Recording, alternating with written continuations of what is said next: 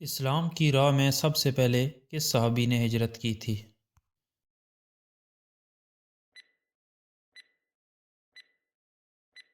حضرت ابو سلمہ رضی اللہ عنہ نے۔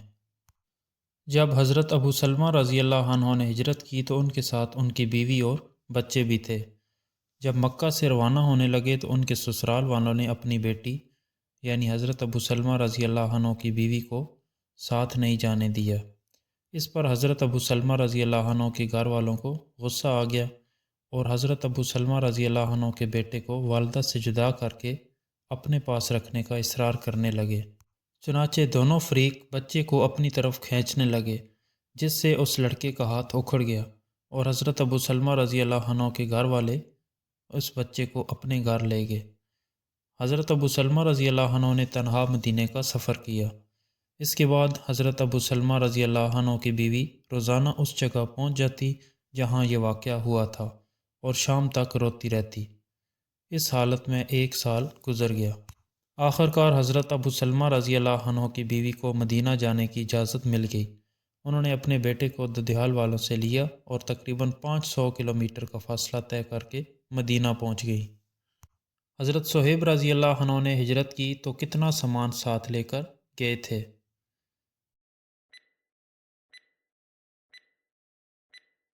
تمام مال چھوڑ گئے تھے۔ حضرت صہیب رضی اللہ عنہ نے جب ہجرت کا ارادہ کیا تو کافی مال و دولت پاس تھا۔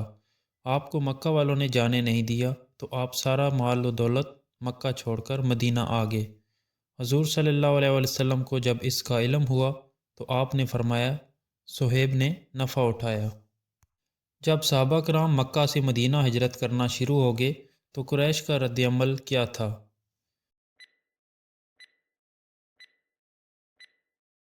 ان کو بہت رنج ہوا۔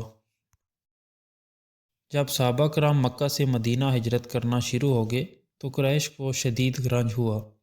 ان کو یہ ڈر تھا کہ یہ لوگ مدینہ جا کر ایک بڑی طاقت بن جائیں گے، اسلام کو فروغ ملے گا اور مکہ سے شام تجارت کو جانے کے لیے راستہ محفوظ نہیں رہے گا۔ انہوں نے ایک قرارداد منظور کی جس میں آپ صلی اللہ علیہ وسلم کو قتل کرنے پر اتفاق کیا گیا۔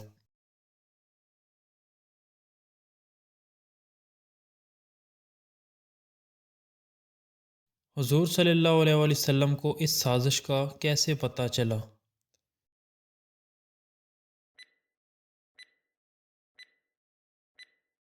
آپ کو جبرائیل علیہ السلام نے بتا دیا تھا۔ جب حضور صلی اللہ علیہ وسلم کے خلاف قرارداد منظور کی گئی تو اللہ پاک کے حکم سے آپ صلی اللہ علیہ وسلم کو آگاہ کر دیا گیا اور ہجرت کی اجازت دے دی گئی اور بتا دیا کہ آپ یہ رات اس بستر پر نہ گزاریں جس پر اب تک گزارا کرتے تھے۔ حضور صلی اللہ علیہ وسلم نے ہجرت کا پروگرام کس کے گھر بیٹھ کر بنایا تھا؟ حضرت ابو بکر رضی اللہ عنہ کے گھر۔ حضور صلی اللہ علیہ وسلم نے حضرت ابو بکر رضی اللہ عنہ کے گھر ہجرت کا پروگرام کس وقت بنایا تھا؟ دوپہر کو۔ مکہ والوں کا حضور صلی اللہ علیہ وسلم کو قتل کرنے کا پروگرام کس وقت کا تھا؟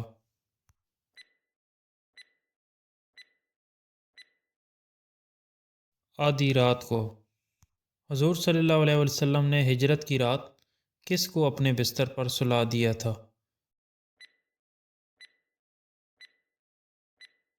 حضرت علی رضی اللہ عنہ کو۔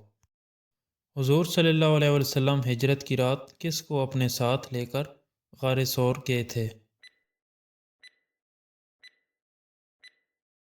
حضرت ابو بکر رضی اللہ عنہ کو۔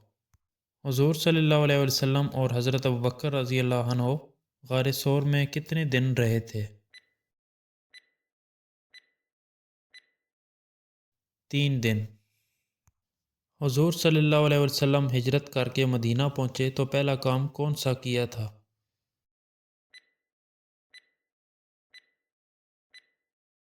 مسجد کی تعمیر۔ حضور صلی اللہ علیہ وسلم ہجرت کر کے مدینہ پہنچے تو سب سے پہلے کون سی مسجد بنوائی تھی؟ مسجد قباء۔